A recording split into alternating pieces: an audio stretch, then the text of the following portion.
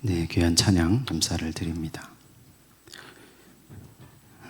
오늘도 아침 일찍부터 예배하는 저와 여러분의 인생이 주의 손에 붙들리게 되시기를 간절히 소망합니다. 사람의 신체, 몸에 있는 기관, 이런 조직들 중에서 암이 거의, 예전에는 안 걸리는 줄 알았는데 걸리는 경우도 있대요. 거의 안 걸리는 그런 기관이 있죠. 심장입니다. 심장암이라고 들어보셨나요? 심장 전문의도 너무 희귀하니까 걸리긴 걸린대요. 그런데 너무 희귀하니까 전문의들도 평생을 진료해야 한두 명 만날까 말까 그렇답니다. 근데 왜 심장에는 암이 잘 안 걸리나? 거의 없나? 어떤 분이 그것을 연구해서 그 이유를 두 가지를 얘기했습니다. 하나는 뭡니까? 우리가 잘 아는 대로 심장은 계속 뜁니다. 내가 의식하든 의식하지 않든 심장이 안 뛰면 죽는 거죠. 내가 살아있는 동안은 심장은 계속해서 뛰는 거예요. 내가 잠이 들어있어도 심장은 뛰고 있고, 내가 마취를 당해도 심장은 뛰고 있습니다. 그리고 두 번째 이유가 있는데, 그게 뭐냐면 심장은 늘 따뜻한 피를 뿜어내기 때문이랍니다. 따뜻한 피를 계속해서 뿜어내요. 그래서 이것을 한번 우리가 신앙적으로 생각해 보면, 우리가 영적인 병, 또 정신적인 병, 신앙의 병, 또 신앙의 시험, 믿음의 시험 든다고 그러잖아요. 이런 것들에 들지 않고 걸리지 않으려면 이 두 가지를 하면 됩니다. 심장처럼 늘 뛰면 됩니다. 깨어서 기도하면 되는 거죠. 두 번째는 뭡니까? 늘 따뜻한 사랑을 뿜어내면 됩니다. 여러분, 늘 따뜻한 사랑을 뿜어내는 성도가 되셨으면 좋겠습니다. 내 속에서, 내 마음에서, 내 생각에서, 그럼 얼마나 좋겠어요. 따뜻한 사랑의 생각이 늘 솟아나면. 근데 그러지 못하잖아요. 왜 그러면 사람이 따뜻한 생각과 따뜻한 마음을 뿜어내지 못하는가?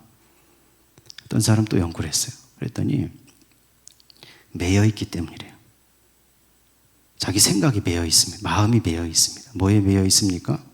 세상에서 안 되는 거, 안 좋은 거, 열악한 거, 염려되는 거, 여기 자기 생각이 늘 매여 있다는 거예요. 거기에 매여서 그것만 신경 쓰고 있으니까 사랑의 마음이 나올 리가 없습니다.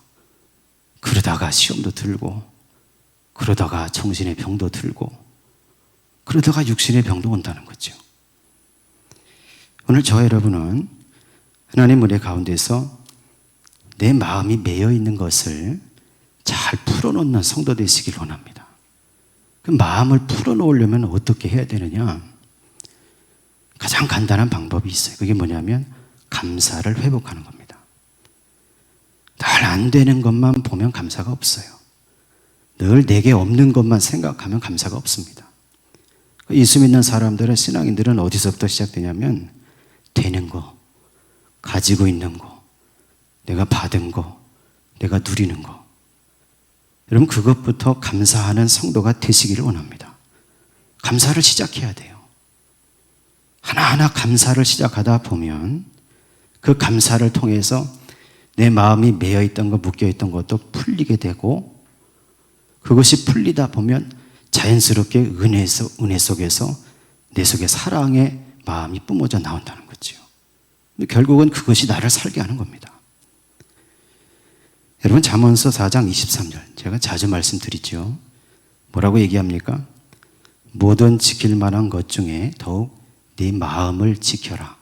왜 그러냐면 생명의 근원이 이에서 남이니라. 그렇게 얘기합니다. 저와 여러분이 감사를 통해서 내 마음을 지키시기를 원합니다. 내 마음을 지키고 사랑의 마음을 뿜어내는 성도가 되시기를 원합니다. 그 사랑의 마음 가운데서 예수 그리스도를 믿는 믿음의 사람 되시기를 간절히 소망합니다. 여러분, 나사로가 죽었을 때 요한복음 11장을 보면 그때 마리아 마르다가 슬퍼하죠. 예수께서 늦게 가셨습니다. 죽은 지 나흘이나 지난 뒤에 가신 거죠. 근데 그때 보니까 마르다가 예수님 앞에서 막 울고 있으니까 예수님께서 이 나사로가 살 것을 얘기합니다. 근데 지금 산다고 예수님께서 말씀하신 건데 그걸 오해한 거예요.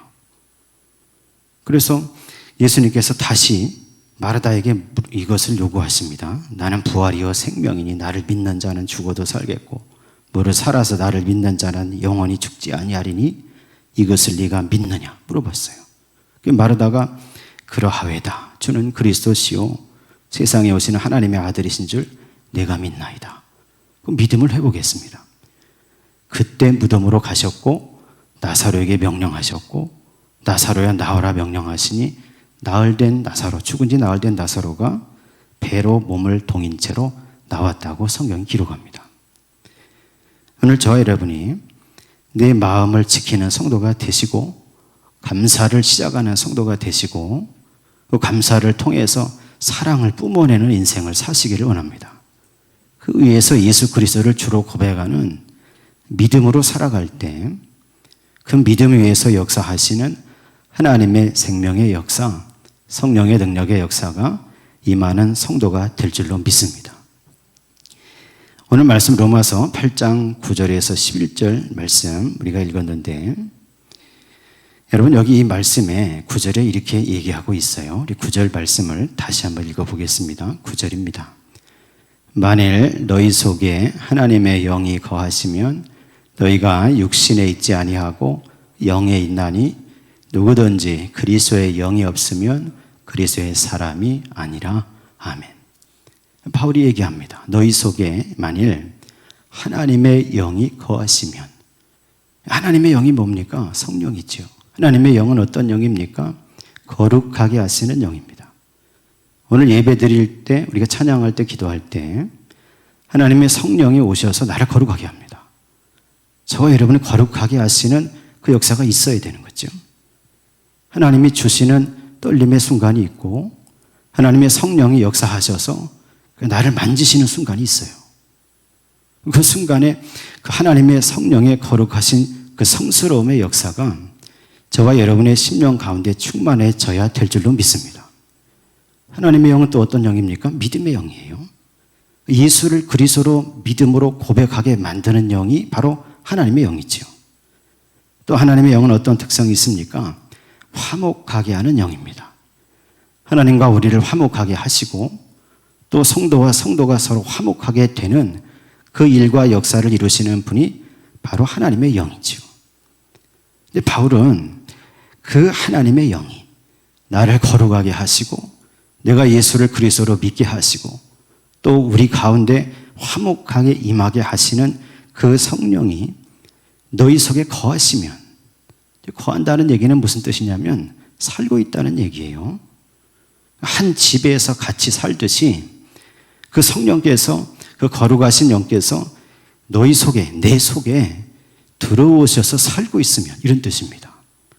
성령이 내 속에 살려면 어떻게 해야 됩니까? 내 마음의 자리를 내어드려야 되는 거예요. 내 속에 하나님의 성령이 들어올 자리를 열어놔야 됩니다. 그래서 그 성령이 거하시면, 그러면 너희가 육신에 있지 아니하고 영에 있나니, 이렇게 고백해요. 나는 육신에 있잖아요, 지금.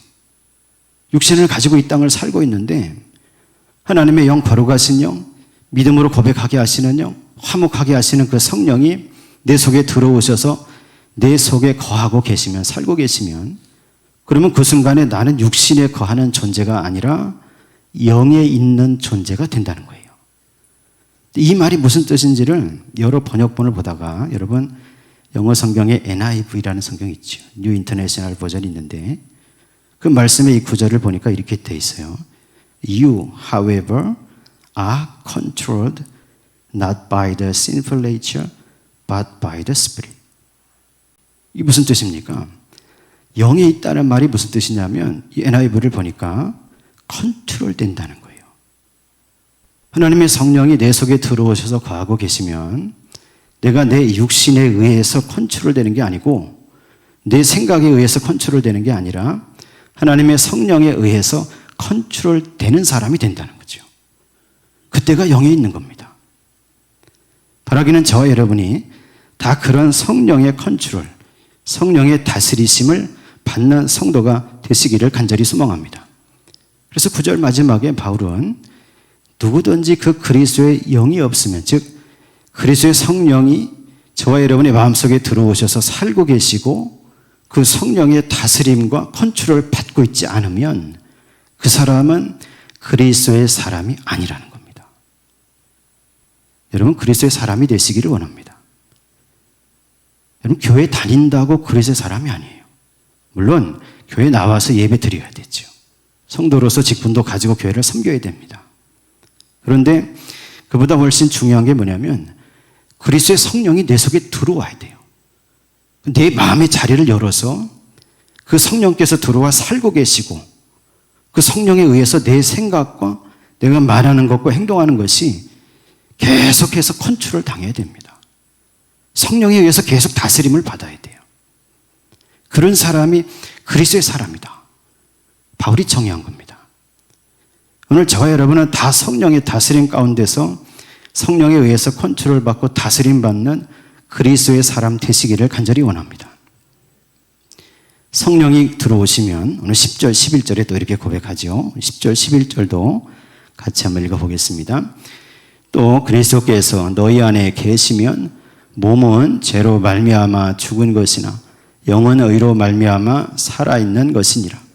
예수를 죽은 자 가운데서 살리신 이의 영이 너희 안에 거하시면 그리스도 예수를 죽은 자 가운데서 살리신 이가 너희 안에 거하시는 그의 영으로 말미암아 너희 죽을 몸도 살리시리라. 아멘. 바울은 두 단계를 얘기하는 거예요. 첫 번째는 뭐냐면 그리스도께서 너희 안에 계시면, 이 무슨 얘기입니까? 내가 믿음으로 예수를 그리스도로 고백했다는 겁니다. 지금. 그래서 예수 그리스도께서 너희 안에 계시면 그 사람의 몸은 죄로 말미암아 죽게 돼 있다는 거예요. 이 세상 사람 죽음으로 끝나죠. 그러나 그 순간에 너의 영은 의로 말미암아 살게 된다는 겁니다. 그 다음은 뭐냐면 11절에 보니까 예수를 죽은 자 가운데서 살리신 이의 영, 즉 하나님의 거룩하신 성령이 너희 안에 계시면, 거하시면, 그러면 예수를 죽은 자 가운데서 살리신 이, 즉 하나님이, 그 성령을 보내신 하나님이죠. 너희 안에 거하시는 그의 성령으로 말미암아 너희 죽을 몸도 살리시리라. 이게 무슨 얘기입니까? 예수를 그리스도로 고백할 때 그때 저와 여러분은 영은 살게 됩니다. 그런데 그 믿음 가운데에서 예수 그리스도를 살리시는 생명의 성령이 임하시면 그러면 저와 여러분의 죽을 몸도 다시 살아나게 된다는 거예요. 여러분, 바울이 전한 복음, 바울을 통해서 증거된 하나님의 복음의 핵심이 여기 있습니다. 내가 예수를 믿을 때 내 영은 삽니다. 근데 내 몸은 죄 때문에 죽을 수밖에 없다는 거예요. 근데 그 믿음 위에서 동시적으로 하나님의 성령이 임하여 거하시면 그 사람의 죽음에 이를 수밖에 없는 몸인데도 그 몸도 다시 살아나게 된다는 거예요. 언제? 주께서 다시 오실 때. 여러분, 이것을 믿으시기를 원합니다. 많은 사람들이 이 땅에서 잘 살기만 원해요. 예수 믿는 사람들도 죽으면 어떻게 될지 모른다고 얘기하는 사람도 많아요. 근데 바울은 그게 아니라는 겁니다. 예수를 믿으면 너의 영이 살게 되고 예수 믿는 믿음 위에 하나님의 성령이 임하면 그 성령이 거하시는 너의 몸이 되면 그 사람은 그의 몸은 죄로 죽을지 몰라도 그래도 그 몸을 예수 그리스도를 살리신 그 성령의 역사를 통해서 다시 살리시는 은혜를 입게 된다는 거죠. 오늘 저와 여러분이 이 은혜를 입기를 원합니다. 부활의 은총의 역사에 들어가야 됩니다. 이 땅에 사는 것이 전부가 아니요. 죽음 이후의 삶이 있고 죽음 이후의 나라가 있고 주께서 다시 오시는 날 내가 죄로 죽은 몸이 다시 살아나서 영원한 영광의 천국에 들어가서 영생 복락을 누리게 된다. 신령한 몸을 입고 다시 살아나게 된다는 사실을 바울은 여기서 고백하고 있습니다. 이 믿음의 고백이 오늘 저와 여러분의 고백이 되시기를 간절히 소망합니다.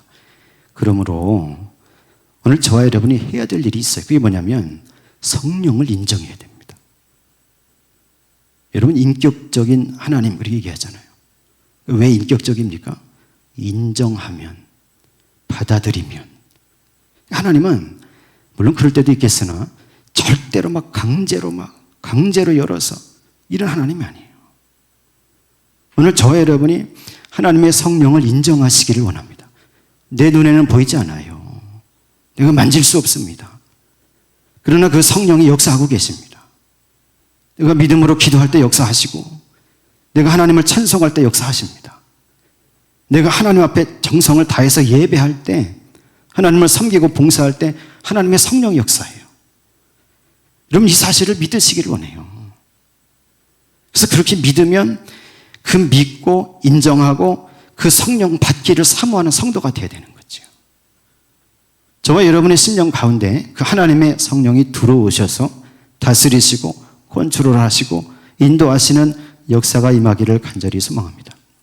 성경에 많은 사람들이 하나님의 성령을 인정하고 만납니다. 여러분, 구약의 모세 출애굽기 3장에 하나님의 사명을 받을 때 그때 보십시오.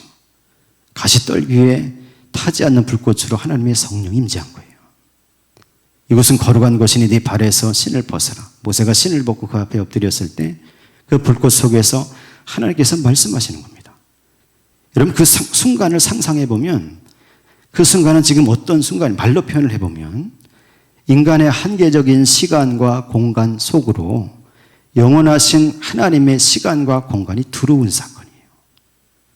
저와 여러분이 성령을 인정하고 성령이 저와 여러분에게 심령 속에 들어오시는 그 순간이 어떤 순간이냐면, 나의 한계적인 시간과 공간, 한계적인 능력 가운데 영원하신 하나님의 시간과 공간, 무한하신 전능하신 하나님의 능력이 들어오시는 순간입니다. 예배할 때, 기도할 때, 찬양할 때 그런 순간이 있다는 거예요. 여러분, 이것을 붙잡아야 됩니다. 여러분, 그 순간을 붙잡을 때 역사가 나타나요. 그것을 모르기를 원치 않아요, 저는. 오늘 저와 여러분의 인생을 살다가 여러 가지 문제들과 걱정과 염려 가운데 매여서 여러분 고민과 어려움 가운데 있더라도 내 마음을 다해서 하나님을 예배하고 찬송하고 기도하시길 원합니다. 여러분, 그 순간에 반드시 하나님의 성령을 인정하면 인정을 받으신 하나님의 성령께서 저와 여러분의 마음속에 들어오시는 순간이 있습니다. 그 순간을 붙잡을 때, 그때 저와 여러분의 인생의 문제도 풀려지는 역사가 나타나게 될 줄로 믿습니다. 왜 성령의 다스림을 받아야 됩니까? 우리가 인생을 살면서 성령의 다스림을 받고 그 성령의 은혜 가운데서 그리스도의 영의 인도함을 받을 때 내 인생과 삶을 통해서 정말로 해야 될 일을 할 수 있게 되는 거예요. 많은 사람이 예수 믿는다고 해도 자기 일만 하다가 갑니다. 자기 생각만 가지고 자기 일들만 하다가 아등바등 살다가 가는 거예요. 근데 성령의 다스림 받는 사람은 어떻게 됩니까? 자기 일도 하지만 그 일을 통해서 하나님의 일을 이루어요. 바라기는 저와 여러분, 우리 성도들이 다 하나님의 일을 이루시기를 원합니다. 성경에 보십시오. 많은 하나님의 사람들이 다 뭘 했습니까? 하나님이 맡겨주신 사명, 소명을 이루었어요. 오늘 저와 여러분도 그 사명과 소명을 이루시기를 원합니다. 인생의 굴곡마다, 인생의 단계마다 하나님께서 나를 통해 원하시는 일들이 있어요. 어떤 때는 봉사하는 일로, 어떤 때는 헌금하는 일로, 어떤 때는 찬양하는 일로, 또 어떤 때는 기도하는 일로. 여러분, 나를 원하시는 때가 있어요.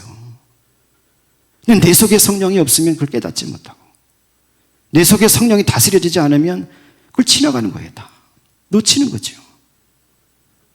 오늘 저와 여러분은 그렇게 되지 않기를 원합니다. 내가 믿음으로 기도하면서 하나님의 성령을 인정하시고 그 성령께서 내 심령에 들어오실 때 그 성령을 붙잡고 그 성령의 인도하심을 받아서 나의 생각과 지혜와 나의 마음속에 성령의 인도하심을 받아서 그때그때 원하고 그때그때 하나님이 이루시길 원하시는 일들을 저와 여러분이 몸을 들이고 시간을 들이고 재물을 들이고 재능을 들여서 그것을 이루는 성도가 되시기를 원합니다.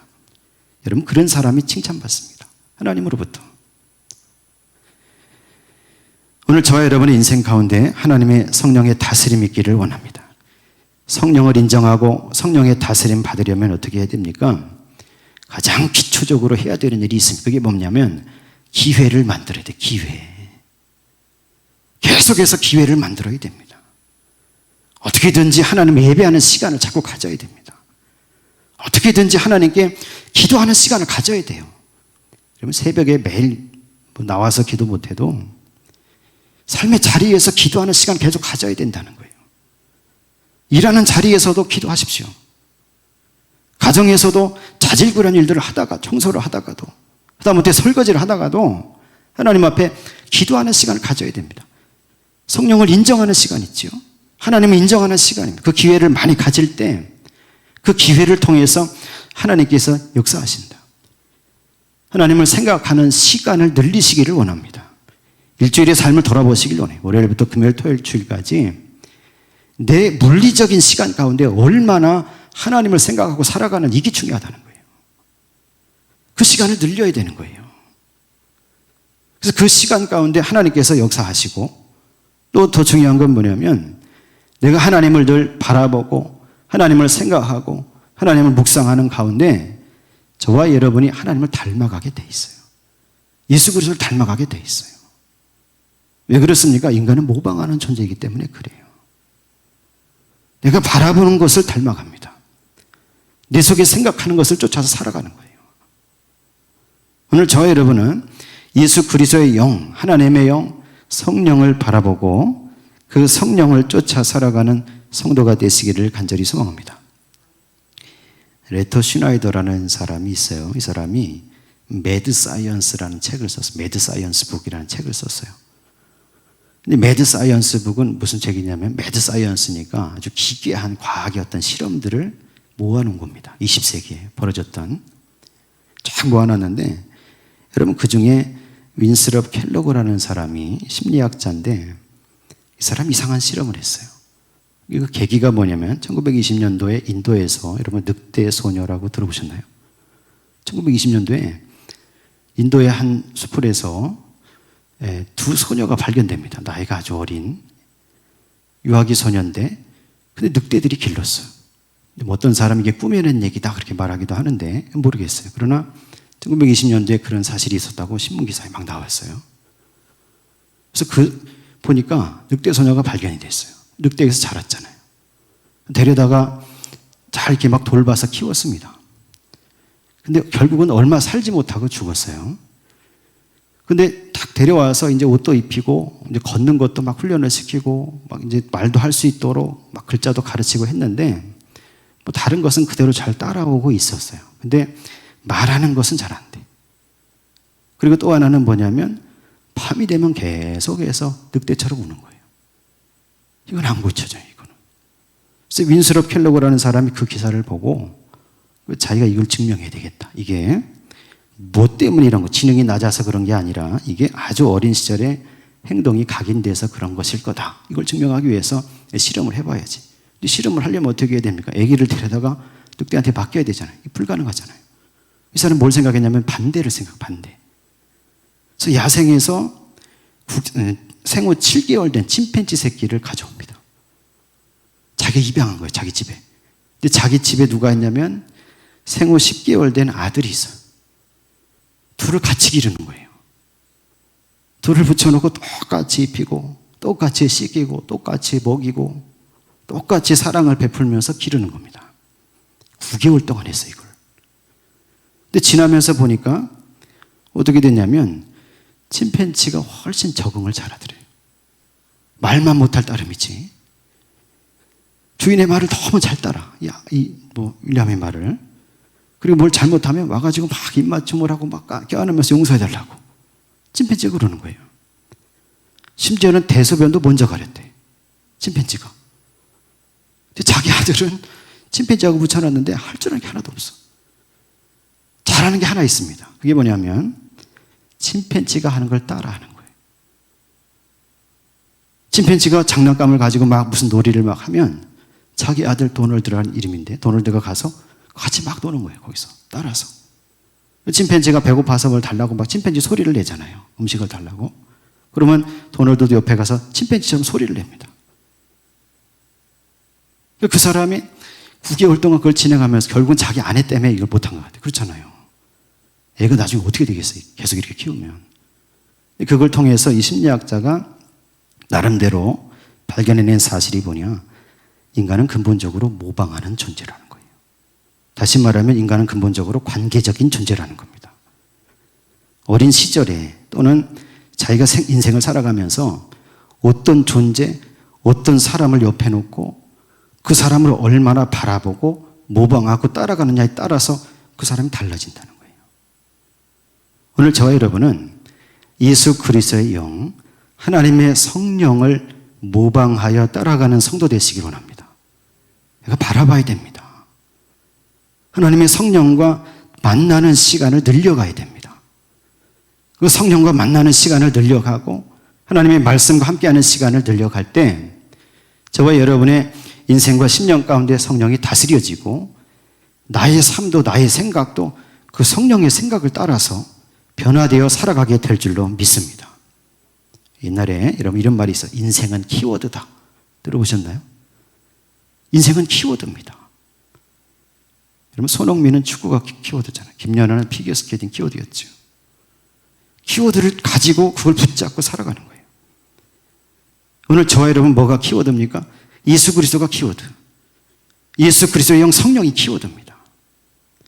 내 인생을 살아가면서 예수 그리스도를 붙잡고 구원에 이르는 성도가 되시고 예수 그리스도의 영, 하나님의 거룩하신 성령을 붙잡고 여러분의 영과 육이 다 다시 살아나는 복받은 성도로 사시기를 간절히 소망합니다. 오늘도 믿음으로 예배하면서 기도하는 저와 여러분, 이 사실을 기억하시고 믿음 안에 사시기를 간절히 소망합니다. 하나님의 영이 거하시면 너희는 영에 있다. 하나님의 성령의 다스림을 받는다. 그 사람은 죽을 육체도 죽을 몸도 다시 살리시는 영광의 자리에 들어간다. 여러분 이 믿음을 가지고 하나님의 은혜 가운데 성령의 다스림을 받아 살아가는 복받은 성도님들이 다 되시기를 예수 그리스도의 이름으로 간절히 축원합니다.